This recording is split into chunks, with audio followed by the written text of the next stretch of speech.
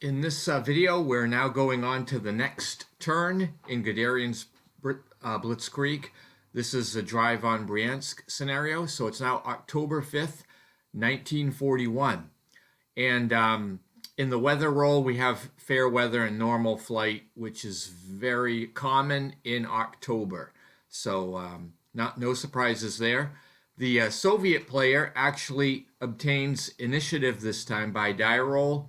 And since I don't have a whole lot to do with the Soviet player at this point, there's no need for me to go first. So I'm going to choose to be the second player. This will prevent the Germans from getting a double turn. So hopefully it works out right. So for the Germans, they spend 3 tokens to refit the air units at 3 of the air bases, but unfortunately at Unicha, which is only a level 1 air base, they can only refit 2 airplanes. So unfortunately my Stukas are going to stay in the maintenance shop getting ready for the next go around.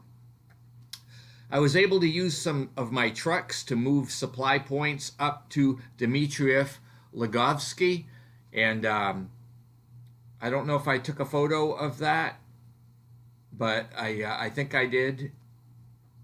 Then I've made an extender there, and then I have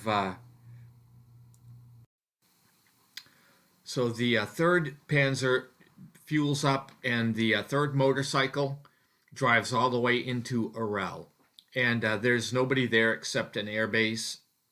There is the squadron of Yak ones that flew there when they were overrun before, and now they have an opportunity to move again, and they fly to Bryansk and join the air base there. Then the 3rd Infantry Regiment, which is also part of the 3rd Panzer, moves into Mitensk, and there's nobody there either. There is an air base with a squadron of IL-4s. These want to flee. They are already, they're active. Unfortunately, they lose a step. So about half the squadron is wiped out by the 3rd Infantry before they can get out. And these also fly to Bryansk and become inactive there. And the 3rd Infantry Regiment has now captured 1 token worth of supply at Mitensk. So this is good. These 2 cities are needed for the victory conditions, but it's not enough without capturing Bryansk. So we'll see how this goes. Then I have the 18th Panzer with the 52nd Infantry Regiment move up and spot for an HE-111 squadron to hip shoot the Soviet 214th Infantry Division. They're right on that intersection of the track and that double line railroad, and I am in a patrol zone here, unfortunately, and I didn't realize that when I flew the mission out, and so I ended up taking a flak hit. So that reduced my HE-111 down to a 6 bombardment, but I got a really high roll on the barrage table, so I did DG the target. Amazing. Anyway, the 18th Panzer launches attack against that intersection. They manage to destroy one of the units, and it forces the infantry. It forces them to retreat back, a hex. I believe it's toward the 3rd headquarters. Anyway, realizing that I should have taken that patrol zone net out, or at least conduct my air campaign, I decided to send a squadron of 109s to Bryansk, to the airbase there, and they managed to damage one of the I-16s and knock them both out of commission by aborting them. So at least I got the patrol zones down now.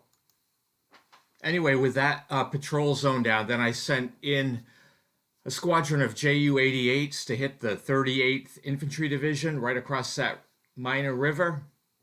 And not only do they hit, but they take a step out of the 38th Division and DG the stack. So that kind of worked in the favor of what I wanted to do. Now I'm moving into the combat segment, and the 17th Panzer attacks the Soviet 38th Infantry Division, which is already down a step. Plus, there's a 26-1 artillery hiding in there as well. And as a result of this combat, both of these units are eliminated. Then during the exploitation phase, I released the 4th Panzer, which was held back in reserve. And then I had the 17th Panzer released from reserve, and they moved up to Narva.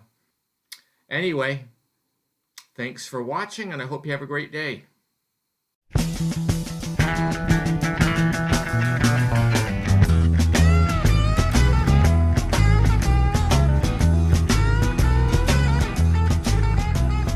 Trucking, got my chips scanned.